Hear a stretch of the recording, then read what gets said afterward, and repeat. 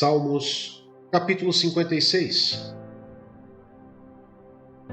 Tem misericórdia de mim, ó Deus, pois os homens me pressionam. O tempo todo me atacam, me oprimem. Os meus inimigos pressionam-me sem parar. Muitos atacam-me arrogantemente. Mas eu, quando estiver com medo, confiarei em ti.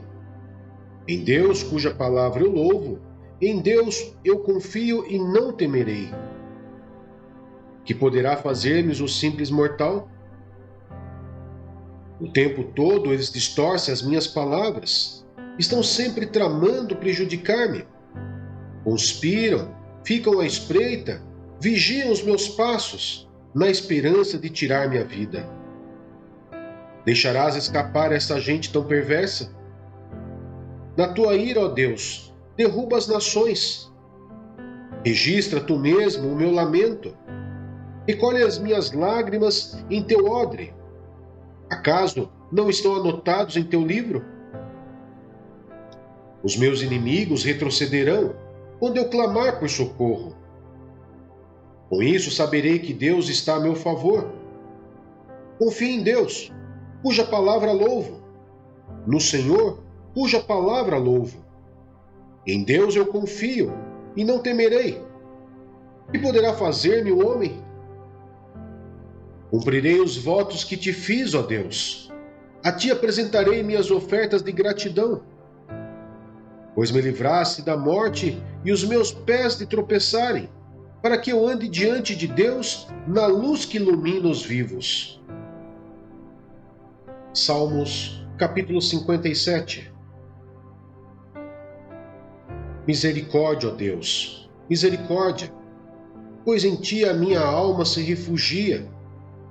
Eu me refugiarei à sombra das tuas asas, até que passe o perigo. Clamo ao Deus Altíssimo, a Deus que para comigo cumpre o seu propósito. Dos céus ele me envia a salvação, põe em fuga os que me perseguem de perto. Deus envia o seu amor e a sua fidelidade. Estou em meio a leões, ávidos para devorar. Seus dentes são lanças e flechas, suas línguas são espadas afiadas. Seja exaltado, ó Deus, acima dos céus, sobre toda a terra esteja a tua glória. Preparam armadilhas para os meus pés, fiquei muito abatido. Abriram uma cova no meu caminho, mas foram eles que nela caíram. Meu coração está firme, ó Deus. Meu coração está firme. Cantarei ao som de instrumentos. Acorde, minha alma. Acordem harpa e lira. Vou despertar a alvorada. Eu te louvarei, ó Senhor, entre as nações. Cantarei teus louvores entre os povos. Pois o teu amor é tão grande que alcança os céus. A tua fidelidade vai até as nuvens. Seja exaltado, ó Deus, acima dos céus. Sobre toda a terra esteja a tua glória. Tiago, capítulo 2. Proibida a acepção de pessoas. Meus irmãos, como crentes em nosso glorioso Senhor Jesus Cristo, não façam diferença entre as pessoas, tratando-as com parcialidade. Suponham que na reunião de vocês entre um homem com anel de ouro e roupas finas, e também entre um pobre com roupas velhas e sujas. Se vocês derem atenção especial ao homem que está vestido com roupas finas e disserem: aqui está um lugar apropriado para o Senhor, mas disserem ao pobre: você fique em pé ali, ou sente-se no chão, junto ao estrado onde ponho os meus pés, não estarão fazendo discriminação, fazendo julgamentos com critérios errados? Ouçam, meus amados irmãos, não escolheu Deus os que são pobres aos olhos do mundo para serem ricos em fé e herdarem o reino que ele prometeu aos que o amam? Mas vocês têm desprezado o pobre. Não são os ricos que oprimem vocês? Não são eles os que os arrastam para os tribunais? Não são eles que difamam o bom nome que sobre vocês foi invocado? Se vocês de fato obedecerem à lei do reino, encontrado na Escritura que diz: ame o seu próximo como a si mesmo, estarão agindo corretamente. Mas se tratarem os outros com parcialidade, estarão cometendo pecado e serão condenados pela lei como transgressores. Pois quem obedece a toda a lei, mas tropeça em apenas um ponto, torna-se culpado de quebrá-la inteiramente. Pois aquele que diz, não adulterarás, também diz, não matarás. Se você não comete adultério, mas comete assassinato, torna-se transgressor da lei. Falem e ajam como quem vai ser julgado pela lei da liberdade, porque será exercido juízo sem misericórdia sobre quem não foi misericordioso. A misericórdia triunfa sobre o juízo. Fé e obras.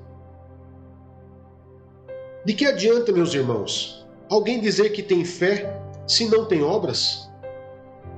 Acaso a fé pode salvá-lo? Se um irmão ou irmã estiver necessitando de roupas e do alimento de cada dia, e um de vocês lhe disser: vá em paz, aqueça-se e alimente-se até satisfazer-se, sem porém lhe dar nada, de que adianta isso? Assim também a fé, por si só, se não for acompanhada de obras, está morta. Mas alguém dirá: você tem fé, eu tenho obras. Mostre-me a sua fé sem obras, e eu lhe mostrarei a minha fé pelas obras. Você crê que existe um só Deus? Muito bem, até mesmo os demônios creem e tremem. Insensato, quer certificar-se de que a fé sem obras é inútil? Não foi Abraão, nosso antepassado, justificado por obras, quando ofereceu seu filho Isaque sobre o altar? Você pode ver que tanto a fé como as obras estavam atuando juntas. E a fé foi aperfeiçoada pelas obras. Cumpriu-se assim a Escritura que diz: Abraão creu em Deus, e isso lhe foi acreditado como justiça. E ele foi chamado amigo de Deus. Vejam que uma pessoa é justificada por obras, e não apenas pela fé. Caso semelhante ao de Raabe, a prostituta. Não foi ela justificada pelas obras, quando acolheu os espias e os fez sair por outro caminho? Assim como o corpo sem espírito está morto, também a fé sem obra está morta. Isaías, capítulo 8. A Síria, instrumento do Senhor. O Senhor me disse: tome uma placa de bom tamanho e nela escreva de forma legível: Maer Shalal Hasbaz, e chame o sacerdote Urias e Zacarias, filho de Jeberequias, como testemunha de confiança. Então deitei-me com a profetisa, e ela engravidou e deu à luz um filho. E o Senhor me disse: dê-lhe o nome de Maer Shalal Hasbaz, pois antes que o menino saiba dizer papai ou mamãe, a riqueza de Damasco e os bens de Samaria serão levados pelo rei da Síria.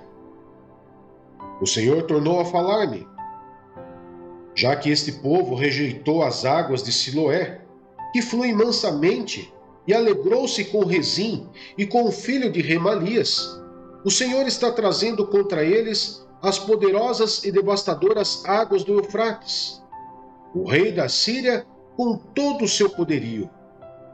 Elas transbordarão em todos os seus canais, encobrirão todas as suas margens, e inundarão Judá, cobrindo até o pescoço.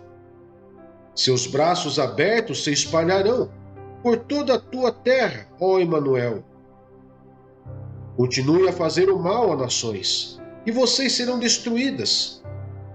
Escutem, terras distantes. ainda que vocês se preparem para o combate, serão destruídas. Sim, mesmo que se preparem para o combate, vocês serão destruídas. Mesmo que vocês criem estratégias, elas serão frustradas. Mesmo que façam planos, não terão sucesso, pois Deus está conosco. Temam a Deus. O Senhor falou comigo com veemência, advertindo-me a não seguir o caminho desse povo, e disse: não chamem conspiração a tudo que esse povo chama conspiração. Não temam aquilo que eles temem, nem se apavorem. O Senhor dos Exércitos é que vocês devem considerar santo. A Ele é que vocês devem temer. Dele é que vocês devem ter pavor. Para os 2 reinos de Israel, ele será um santuário, mas também uma pedra de tropeço, uma rocha que faz cair. E para os habitantes de Jerusalém, ele será uma armadilha e um laço. Muitos deles tropeçarão, cairão e serão despedaçados, presos no laço e capturados. Guarde o mandamento com cuidado e cele a lei entre os meus discípulos. Esperarei pelo Senhor, que está escondendo o seu rosto da descendência de Jacó. Nele porei a minha esperança. Aqui estou eu com os filhos que o Senhor me deu. Em Israel somos sinais e símbolos da parte do Senhor dos Exércitos, que habita no Monte Sião. Quando disserem a vocês, procurem um médium ou alguém que consulte os espíritos e murmurem encantamentos, pois todos recorrem a seus deuses e aos mortos em favor dos vivos. Respondam: a lei e os mandamentos. Se eles não falarem conforme esta palavra, vocês jamais verão a luz. Aflitos e famintos vaguearão pela terra. Quando estiverem famintos, ficarão irados, e olhando para cima, amaldiçoarão o seu rei e o seu Deus. Depois olharão para a terra e só verão aflição, trevas e terrível escuridão, e serão atirados em densas trevas. Isaías, capítulo 9, verso do 1 ao 6. O nascimento do príncipe da paz. Contudo, não haverá mais escuridão para os que estavam aflitos. No passado ele humilhou a terra de Zebulon e de Naftali, mas no futuro honrará a Galileia dos gentios, o caminho do mar junto ao Jordão. O povo que caminhava em trevas viu uma grande luz. Sobre os que viviam na terra da sombra da morte, raiou uma luz. Fizeste crescer a nação e aumentaste a sua alegria. Eles se alegram diante de ti, como os que se regozijam na colheita, como os que exultam quando dividem os bens tomados na batalha. Pois tu destruíste o jugo que os oprimia, a canga que estava sobre os seus ombros, e a vara de castigo do seu opressor, como no dia da derrota de Midian. Pois toda bota de guerreiro usada em combate e toda veste revolvida em sangue serão queimadas como lenha no fogo. Porque um menino nos nasceu, um filho nos foi dado, e o governo está sobre os seus ombros, e ele será chamado Maravilhoso Conselheiro, Deus Poderoso, Pai Eterno, Príncipe da Paz. Números, capítulo 19. A água da purificação. Disse também o Senhor a Moisés e Arão: esta é uma exigência da lei que o Senhor ordenou. Mande os israelitas trazerem uma novilha vermelha, sem defeito e sem mancha, sobre a qual nunca tenha sido colocada uma canga. Vocês a darão ao sacerdote Eleazar. Ela será levada para fora do acampamento e sacrificada na presença dele. Então o sacerdote Eleazar pegará um pouco do sangue com o dedo e o aspergirá 7 vezes, na direção da entrada da tenda do encontro. Na presença dele, a novilha será queimada, o couro, a carne, o sangue e o excremento. O sacerdote apanhará um pedaço de madeira de cedro, hisopo e lã vermelha, e os atirará ao fogo que estiver queimando a novilha. Depois disso, o sacerdote lavará suas roupas e se banhará com água. Então poderá entrar no acampamento, mas estará impuro até o cair da tarde. Aquele que queimar a novilha também lavará suas roupas e se banhará com água, e também estará impuro até o cair da tarde. Um homem cerimonialmente puro recolherá as cinzas da novilha e as colocará no local puro, fora do acampamento. Serão guardadas pela comunidade de Israel para uso na água de purificação, para purificação de pecados. Aquele que recolher as cinzas da novilha também lavará suas roupas e ficará impuro até o cair da tarde. Esse é um decreto perpétuo, tanto para os israelitas como para os estrangeiros residentes. Quem tocar num cadáver humano ficará impuro durante 7 dias. Deverá purificar-se com essa água no 3º e no 7º dia, então estará puro. Mas se não se purificar no 3º e no 7º dia, não estará puro. Quem tocar no cadáver humano e não se purificar, contamina o tabernáculo do Senhor e será eliminado de Israel. Ficará impuro porque a água da purificação não foi derramada sobre ele. Sua impureza permanece sobre ele. Esta é a lei que se aplica quando alguém morre numa tenda. Quem entra na tenda e quem nela estiver, ficará impuro 7 dias, e qualquer recipiente que não estiver bem fechado, ficará impuro. Quem estiver no campo e tocar em alguém que tenha sido morto à espada, ou em alguém que tenha sofrido morte natural, ou num osso humano, ou num túmulo, ficará impuro durante 7 dias. Pela pessoa impura, colocarão um pouco das cinzas do holocausto de purificação num jarro e derramarão água da fonte por cima. Então o homem cerimonialmente puro pegará hisopo, molhará na água e aspergirá sobre a tenda, sobre todos os utensílios e sobre todas as pessoas que estavam ali. Também a aspergirá sobre todo aquele que tiver tocado no osso humano, ou num túmulo, ou em alguém que tenha sido morto ou que tenha sofrido morte natural. Aquele que estiver puro a aspergirá sobre a pessoa impura no 3º e no 7º dia, e no 7º dia deverá purificá-la. Aquele que estiver sendo purificado lavará suas roupas e se banhará com água, e naquela tarde estará puro.